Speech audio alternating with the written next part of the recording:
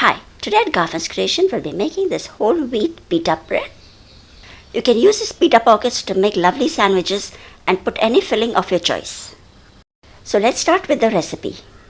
Here I have taken 3/4 cup, that is 150 ml of lukewarm water. Into the water I added 1 tablespoon of sugar and 2 teaspoons of instant dry yeast. I'll just mix it nicely and then we'll just cover this and keep it so that let it bloom for about 5 to 7 minutes. Around after 7 minutes, the yeast is activated. To make healthy pita pockets, I'll be using 2 cups of whole wheat flour. You can also substitute this with all-purpose flour. Into this I've added 1 teaspoon of salt. Just mix in all and just combine it to make a dough.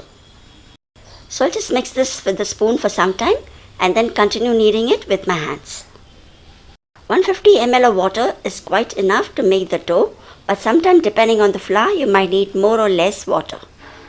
So I'll continue kneading and I just add a little more water to make this dough nice and soft.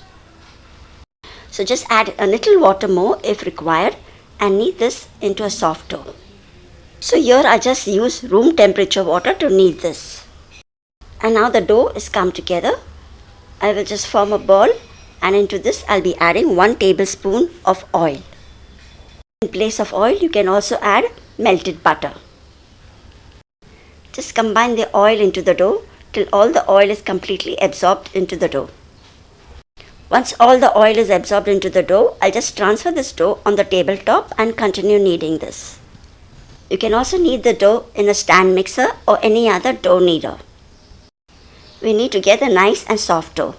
So if you feel it is more sticky, just add in a little more flour and continue kneading it till you get a nice soft dough. We'll have to knead the dough for at least 5 to 6 minutes. This whole wheat pita bread recipe is really delicious and a very healthy alternative to the traditional pita bread. You can enjoy this pita bread with any of your favorite filling. We can also use it to make delicious wraps too. You can also try filling it with your favorite shawarma filling or even falafel with hummus. So now kneading this dough for about 5 to 6 minutes, the dough is nice and soft. So I'll just tuck it from below and make a nice round ball out of it. We will have to let the dough rise till it gets double in size. Depending on the climate of where you stay, this will take around 60 minutes to 1.5 hours too. So I just grease the bowl with some oil and place the dough into it. I'll just cover it well and leave it in a warm place so that it doubles in size. So after 60 minutes I did check and the dough is well risen. So now it's time to shape the pita breads. I'll just place this on the tabletop and make a long log out of it. And then we need to divide this into 6 equal portions. Depending on the size that you require, you can divide this into 6 to 8 portions. I'll be making a 5 inches round pita bread, so I'll just divide this into 6 equal portions. You can shape the pita bread round or even oval in shape.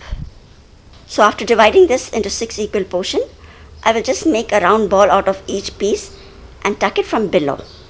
This will help to roll out the pita breads nice and round. I'll prepare all the balls in the same way and keep them ready before we could roll them out. I'll also dust some flour down and then place the ball so that it doesn't stick to the counter. I have also many other bread recipes too on my channel, like ladi pav, sliced bread, sausage bread, and I'll put the link for them if you're interested in watching them. I'll put it at the end of the video and in the description box too. Now to make the round pita bread, I'll just take one portion and just lightly dust it with some flour. Just roll it round just like as you make a chapati, but not too very thin or not too very thick. So the size of this bread is around 5 inches in diameter. I've just dusted some flour on a tray and I'll just keep on placing them over it. This pita bread has to be proofed for the second time too, so we need to prepare all of them and keep it ready. So I'll continue rolling the rest of it in the same way. Once these are done, we will just let them rise for another 20 minutes only.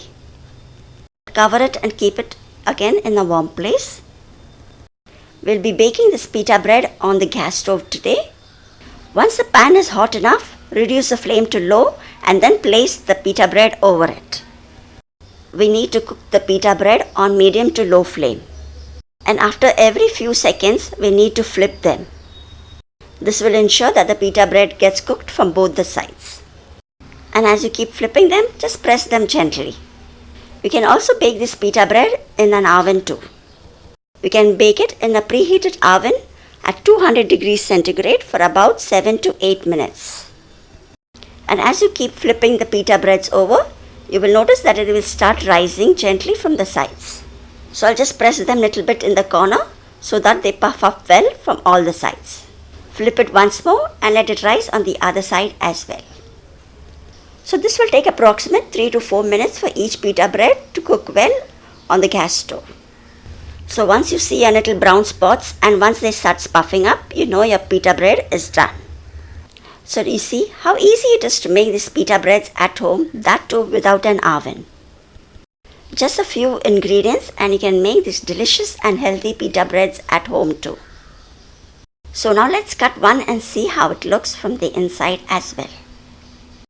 They get a nice pocket so you can stuff in any of your favorite filling inside it. So go ahead and make this healthy and delicious pita bread at home too. Thanks for watching this recipe and stay tuned. Do subscribe to Garfin's Creation. I'll see you soon again in the next video too. Till then, take care and bye-bye.